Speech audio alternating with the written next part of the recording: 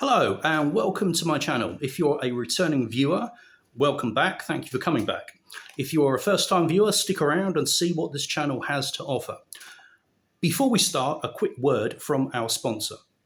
What's that? Sorry, 1 second.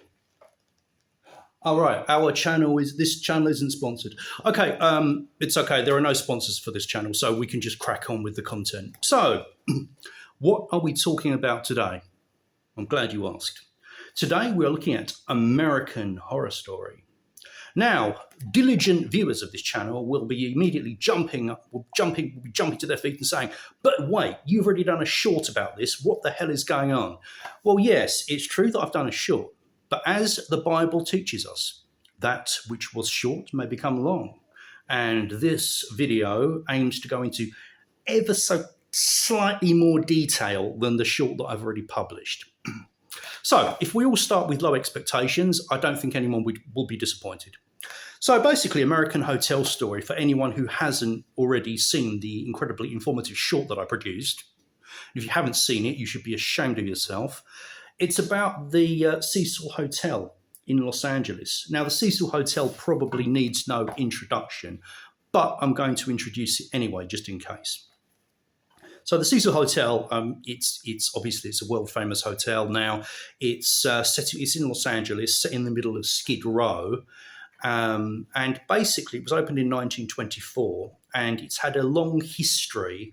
I wouldn't say an illustrious history, but it's had a long history of unfortunate events, we could say.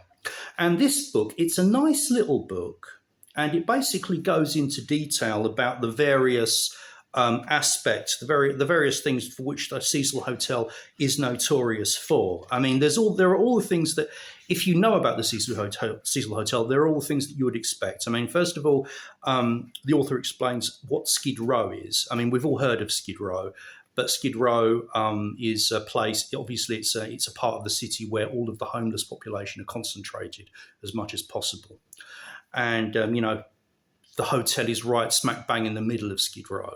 So obviously that already gives the hotel a somewhat more, more menacing or a more colourful kind of image. I don't know if that's the right way of putting it.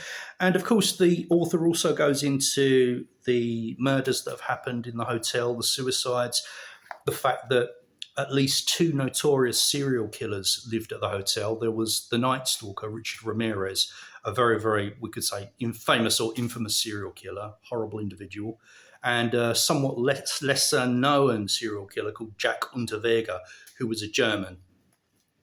The fact that he's German is nothing to do with it. I'm just mentioning it. I mean, I didn't mean to say he was German in like a negative sense, like, oh, he was German. There's nothing wrong with being German, okay? I'm not saying that, okay? Really, I'm not. Okay, so before I dig myself any further into this rabbit hole, so the author goes into a nice amount of history about the Cecil Hotel. As I say, the various terrible things that have happened there, and the more, we could say, colourful guests. The Cecil Hotel was recently in the news in 2013 because of the sad death of a young Canadian student called Elisa Lam, who was sadly found deceased in a water tank on the hotel's roof. There's even a documentary about this on Netflix, which you may well have seen.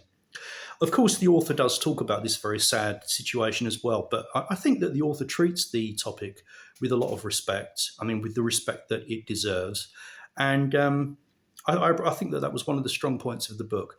If I had to say any negative points, I mean, the book is a thin volume. So probably a negative point for me might be that I would have liked something a bit chunkier, something a bit meatier, something that really went into detail more about the history of the hotel and a bit more detail on the kind of things that have happened there. Maybe a behind-the-scenes look on the day-to-day running of the place. Right now, this isn't really relevant for the book, but right now, I think since 2013, the hotel has been under a process of kind of rehabilitation. I think it's been divided into 2 parts. There's the old Cecil Hotel, and there's a new part called Stay on Main. The owners are trying to kind of, rehabilitate the place, because it really does have a very, very, very dark reputation. you know, there's the usual things that the place is haunted, that there are demons, but I think pretty much every hotel, every large hotel in every large city is going to have stories of ghosts. I mean, pretty much every hotel is going to have its haunted house story, or haunted room story, I should say. Nevertheless, there is something fascinating about the Cecil Hotel. It's a fascinating place. I would love to visit it. I believe it's closed right now, so I don't believe anyone can visit it. But I think it's fascinating. I think it's a fascinating place, and this book does give you a nice insight. I think it's a nice introduction. It's not something that you would take as, you know, kind of your absolute reference to the Cecil Hotel. But I think from my searches, I think it's the best book out there, or one of the best. So I would recommend it definitely. It's a good introduction. It gives you if you're curious as to why the Cecil Hotel has this kind of, you know, dark reputation, this book will fill you in on, you know, the details, the basic details. Well, okay, that's about everything for now.